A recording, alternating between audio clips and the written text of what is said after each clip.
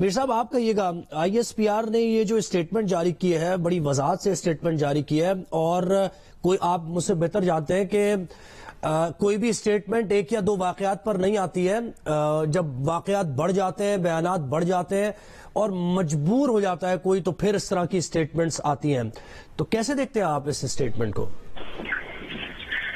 دیکھیں یہ جو اسٹیٹمنٹ ہے یہ بڑی کیئرفلی اس کو ڈرافٹ کیا گیا اور اس میں فیو جرنلسٹ اور اینالسٹ کا بھی لفظ ہے. تو ظاہری بات ہے اس میں پھر جو ہمارا پروفیشن ہے وہ بھی اس میں انوالو ہوتا ہے. تو دیکھیں میری تو جو ہمیشہ سے پوزیشن رہی ہے میں سمجھتا ہوں کہ آئی ایس پی آر کی اسٹیٹمنٹ جو ہے وہ میرے سمیت پاکستان کے صحافیوں اور جو جمہوریت پسند دانشور ہیں انٹیلیجنسیاں ہیں ان سب کے پوائنٹ آف ویو کو انڈورس کر رہی ہے. ہم سارے ہمیشہ یہ کہتے ہیں کہ فوج کو سیاست میں ملوث نہ کیا جائے اور جس ادارے کو پاکستان کے آئین میں جو کردار متعین کیا گیا ہے اس ادارے کو اس دائرے کے اندر رہنا چاہیے جو آئین میں متعین کیا گیا. تو آئی ایس پی آر کی اسٹیٹمنٹ بھی یہی کہہ رہی ہے کہ فوج کو کچھ لوگ سیاست میں ڈریگ کریں جی ملوث کرنا نہیں ہے بلکہ ڈریگ کا جو لفظ ہے اس کا مطلب یہ ہے کہ آپ اس کو زبردستی اس کو اس میں کھینچ کے آپ اس کو ڈریگ کرنے کی کوشش کر رہے ہیں, اس کو گھسیٹ کے سیاست میں لانے کی کوشش کر رہے ہیں. جی یہ زیادہ مناسب اس کا ترجمہ ہے. تو میں یہ سمجھتا ہوں کہ آپ کے سامنے ہے کہ بہت سے جو سیاستدان ہیں وہ اس قسم کے بیانات دے رہے ہیں. وہ انہوں نے ایسا نیریٹو بنایا ہوا ہے کہ جی غیر ملکی سازش ہو گئی ہے اور جو بھی اس سازش کو نہیں کرے گا پاکستانی نہیں ہے ہو جائے گا. اچھا میر صاحب آپ کو ہم صحیح طریقے سے سن نہیں پا رہے ہیں. صافی صاحب آپ کہیے گا جو اصطلاحات استعمال کی جا رہی ہیں جس طرح کی اسٹیٹمنٹس دی جا رہی ہیں جیسے سپوز نیوٹرل کی بات ہے, نیوٹرل کی جس طرح اس کی ڈیفینیشن کی جا رہی ہے تو رانا صاحب بھی یہی کہہ رہے تھے کہ یہ ایک طرف نشاندہی کرنے کی کوشش ہے کہ کس کو وہ ہٹ کر رہے ہیں. آپ کیا سمجھتے ہیں ان اصلاحات کے بارے میں آپ کیا کہیں گے؟ دیکھیے پہلی بات تو یہ ہے کہ یہ عسکری قیادت کے ترجمان کی طرف سے یہ کہا گیا تھا کہ فوج کو نہ گھسیٹا جائے سیاست میں اور فوج کا اس سے کوئی تعلق نہیں ہے, جس کا واضح مطلب یہ تھا کہ وہ اس معاملے میں نیوٹرل ہے. اور یہ صرف ان کا بیان یا اعلان یا وعدہ نہیں ہے بلکہ یہ آئین کا تقاضا ہے اور آئین ان کے حلف کا تقاضا ہے.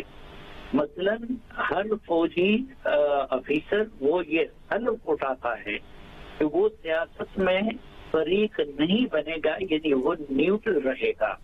تو ظاہر ہے کہ یہ لفظ کا استعمال بھی شروع ہوا ہے فوج کے حوالے سے, کیونکہ ہر فوجی اور اب جب عمران خان صاحب اس کو کبھی ایک چیز سے تشبیہ دیتے ہیں کبھی دوسرے سے تشبیہ دیتے ہیں تو اس کا ظاہری مطلب یہی ہے اور ہر کسی کے ذہن میں یہ بات ہوتی ہے کہ وہ فوج کو مخاطب کر رہے ہیں اور پاکستان کے سلامتی کے اداروں کو مخاطب کر رہے ہیں.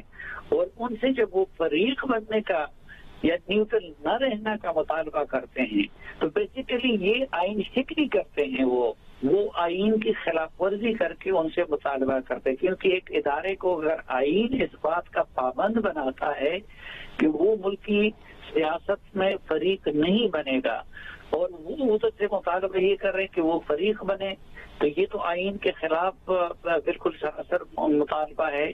لیکن یہ بھی ایک حقیقت ہے کہ بدقسمتی سے کہ پچھلے سالوں کے دوران جس طریقے سے عمران خان کو سیاست میں اٹھانے کے لیے پھر ان کو ایک سیاسی قوت بنانے کے لیے اور پھر اقتدار میں لانے کے لیے جو مداخلت کی گئی, جو آئین سے انحراف کیا گیا, یہ اس کی ایک قیمت ہے جو موجودہ قیادت کو ادا کرنی پڑ رہی ہے. اور کیونکہ عمران خان صاحب کی تو یہ سرشت میں ہے کہ وہ اپنے محسنوں کو معاف نہیں کرتے.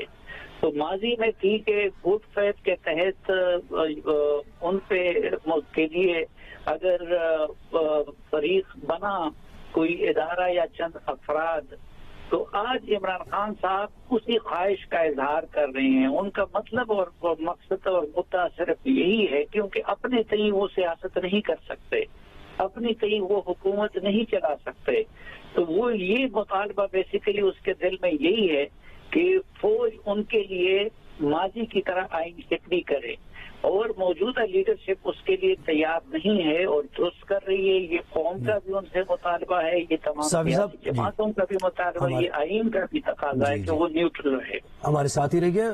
حامد میر صاحب، آپ یہ کہیے گا کہ اب اسٹیٹمنٹ کے بعد کیا آپشن ہو سکتے ہیں، کتنا کشن ابھی بھی ہے؟ اور جیسے پہلی جو پریس بریفنگ تھی آئی ایس پی آر کی، اس میں یہ بتایا گیا تھا اور یہ آئین کی روح سے بھی کہ ماتحت ادارہ ہے گورنمنٹ آف دا ڈے کے یہ، اور حکومت کے ساتھ ہے ظاہر ہے. تو اب کیا آپشن ہو سکتے ہیں اگر اس طرف سے یہ سلسلہ جاری رہا؟ ابھی تو اسٹیٹمنٹ آئی ہے، اسٹیٹمنٹ کے بعد کیا کچھ مزید ہو سکتا ہے؟ آئینی قانونی آپشن کیا ہو سکتے ہیں؟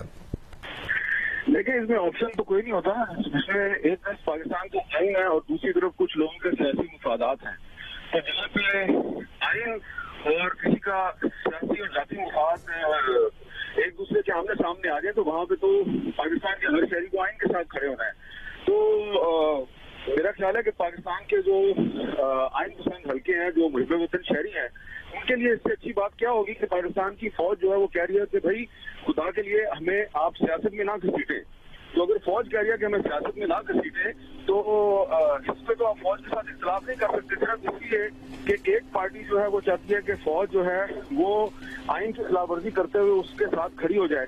تو اس لیے آئین کا آرٹیکل 243 جو ہے اس کے تحت فوج جو ہے وہ وفاقی حکومت کا سبارڈینیٹ ادارہ ہے، اور آرٹیکل 244 جو ہے 244 اس کے تحت جو فوجی کا حلف ہے ہر فوجی افسر کا اور جوان کا، اس کے تحت وہ تو سیاست میں حصہ لینے کا بالکل بھی وہ حق نہیں رکھتا. اس کو روکا گیا ہے کہ اس نے حلف کے تحت سیاست میں حصہ نہیں لینا. تو اگر فوج کہہ رہی ہے کہ ہم نے اپنے حلف کے مطابق چلنا ہے اور سیاست میں مداخلت نہیں کرنی، تو ہمیں اس کے ساتھ کھڑے ہونا ہے. اور اگر کوئی سیاستدان یا صحافی وہ فوج کو پریشرائز کر رہا ہے، انسٹیگیٹ کر رہا ہے، انگیخت کر رہا ہے کہ آپ سیاست میں مداخلت کریں، تو دراصل وہ آئین کی خلاف ورزی کر رہا ہے. تو ایسا کوئی بھی شخص جو ہے جو فوج کو سیاست میں مداخلت میں مجبور کر رہا ہے یا اس کو برگلانے کی کوشش کر رہا ہے، تو اس کے خلاف کارروائی ہونی چاہیے. اس سلسلے میں پاکستان کا آئین، پاکستان کا جو قانون ہے وہ بالکل کلیئر ہے. جی بہت شکریہ. سینئر صحافی و تجزیہ کار حامد میر صاحب ہمارے ساتھ ہیں. وزیر عباس صاحب نے ہمیں جوائن کیا اور سلیم صافی صاحب نے بھی اپنا انالیسس دیا. آپ سب کا بہت شکریہ.